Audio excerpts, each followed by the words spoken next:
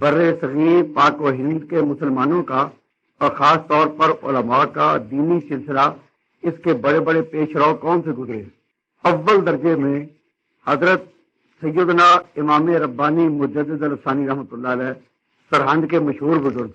ہم لوگ جو علماء دیوبند سے وابستہ ہیں، ہم انہی حضرات کی مانوی اولاد ہیں۔ ہمارا سلسلہ مجدد صاحب سے روشن ہو کر چلا، اور حضرت مجدد الثانی رحمۃ اللہ علیہ کے بعد اورنگزیب عالمگیر نام سنا، اور ان کے بعد حضرت امام شاہ ولی اللہ متزل بھی۔ اگر حضرت شاہ ولی اللہ متزل بھی، اورنگزیب اور مجدد الثانی، اگر یہ تینوں بزرگ ہندوستان میں نہ ہوتے تو ہندوستان کا موجودہ نقشہ کچھ اور ہوتا۔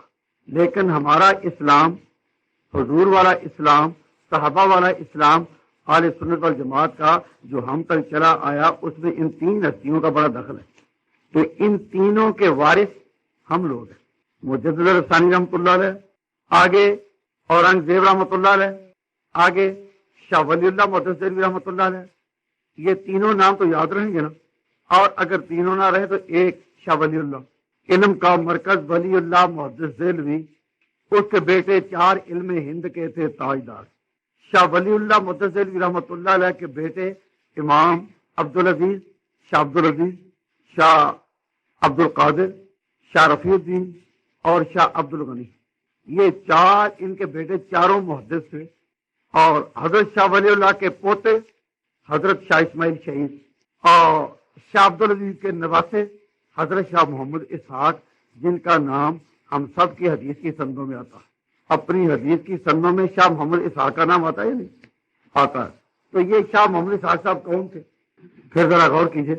شاہ ولی اللہ محدث دہلوی رحمۃ اللہ علیہ پورے ہندوستان میں علم کے مرکز تھے، اور ان کے بیٹے حضرت شاہ عبدالعزیز کی علمی سلطنت بلخ بخارا سے لے کر مصر اور شام تک پھیلی ہوئی تھی۔ شاہ عبدالعزیز کے شاگرد اور بھتیجے حضرت شاہ اسماعیل شہید رحمۃ اللہ علیہ تھے۔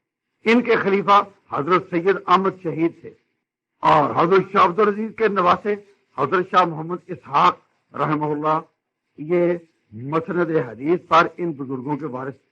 اس کے بعد انگریز ہندوستان میں آ گئے۔ جب انگریز ہندوستان پر چھا گئے تو دہلی کے یہ محدثین اور ان کے شاگرد آئندہ دیوبند منتقل ہوئے۔ اب وہ علمی چراغ جو پہلے دہلی میں جلتے تھے، اب وہ دیوبند میں جلنے لگے۔ دہلی کا ایک تاریخی نام جہاں آباد بھی تھا۔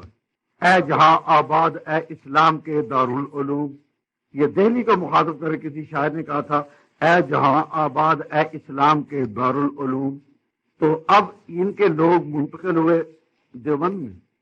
تو ہمارا یہ جو سلسلہ پورا شاہ ولی اللہ کے خاندان کا، ان کا ایک امتیازی وصف تھا کہ انہوں نے سنی عقائد کی حفاظت میں شیعہ کے ساتھ براہ راست ٹکر لی۔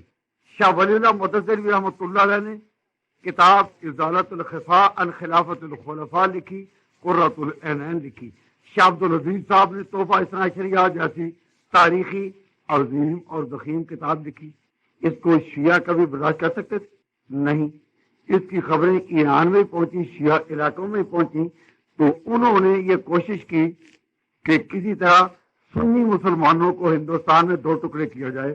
اس کے بغیر شیعوں کے بچانے کی اور کوئی صورت نہیں، شیعوں کے بچانے کی اور کوئی صورت نہیں، کیا سنی مسلمانوں کو دو ٹکڑے کیا جائے۔